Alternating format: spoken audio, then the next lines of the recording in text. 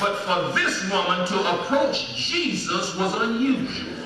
And it took a great bit of nerve on her part, especially given her reputation. You would think that a woman of her caliber, a woman of her character would stand in the background because she had to know that somebody was going to point her out. I think I need to say something right here. The church often, I'm getting ready to say something. Y'all ain't going to like this, but I'm going to say it anyhow. The church often invites sinners to come to its house to witness services and give in its offerings, but too often a line is drawn when it comes to inviting certain sinners into the fellowship of the church. You see, I grew up in a time when the little ladies, when they were having an afternoon program, they'd take their hats and go to the saloon across the street. We having a program over in the church. We're going to go in the saloon here and pass the hat and collect money from these folks. They ain't got no business giving all that money, drinking it all up in whiskey. They need to get a Lord some of that money. Well, if they don't belong to the Lord, they give it to who they're supposed to give it to. Did I say that? Did I say that? All I'm trying to say is the church does not have the right to ask other folk who are not a part of its fellowship to support it. I've been married 30-some years. I ain't asked nobody yet to support my family.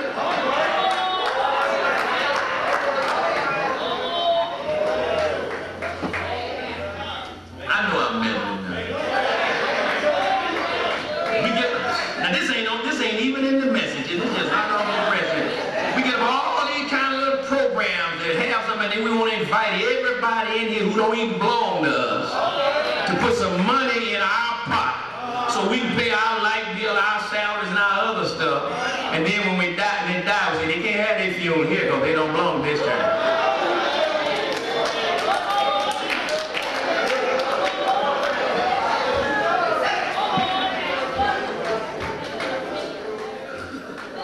Messed up, didn't it? Let me go back to preaching here. Let me see if I can find my place.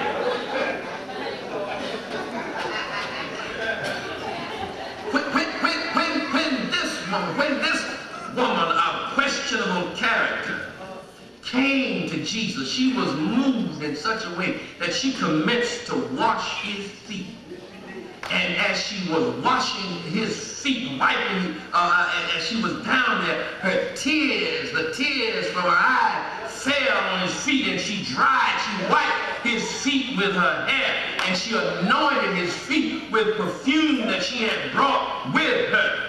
And when Simon, the host of the house, the host of the party, observed what this woman of the street was doing with this supposedly holy man, Simon was both offended and embarrassed. You see, Simon knew what kind of woman she was. Because he knew what kind of woman she was, he judges her and he also judges Jesus. He assumes that Jesus, in encouraging her, is encouraging immorality. He assumes that because Jesus allows her to attend to his feet, attend to his needs, that he said it's okay for you to be a prostitute.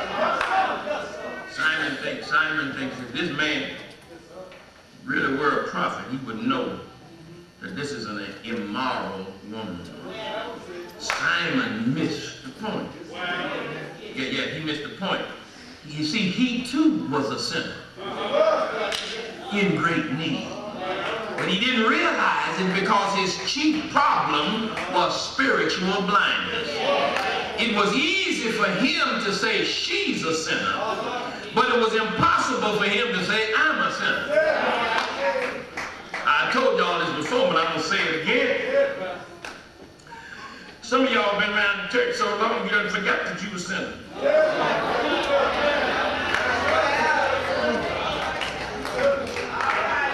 Huh? Some of y'all been acting like and looking like good Christians so long that you forgot that you ain't nothing but a filthy rag in the sight of God.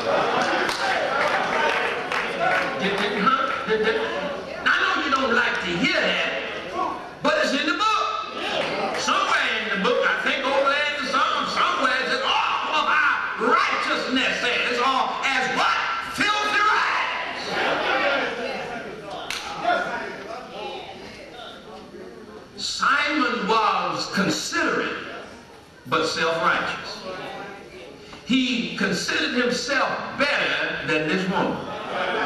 He sensed no need for forgiveness in his own life. He was a good moral person, good in religion, and good in outward behavior. Yet he was missing what Jesus was really all about. Simon and this woman were both sinners. Both were spiritually bankrupt and could not pay their debt to God. Neither one of them had enough to make it right with God. But Simon couldn't see his need. He was so busy looking at that woman's depravity. The difference between Simon and this woman was that she recognized that she was depraved. Simon was so busy crediting himself with his own goodness that he couldn't recognize his own need. I need to tell you today that all of us are sinners. All of us are spiritually bankrupt. None of us are able to pay our debt to God. We're all in desperate need of what only God can provide. Jesus turned to this woman and he said to this woman, your sins are forgiven. He heard what Simon said, or he knew what Simon was thinking. But he turned to this woman and said, your sins are forgiven. To this woman of questionable character, Jesus said, your sins are forgiven. To this woman who was looked down upon by the good people of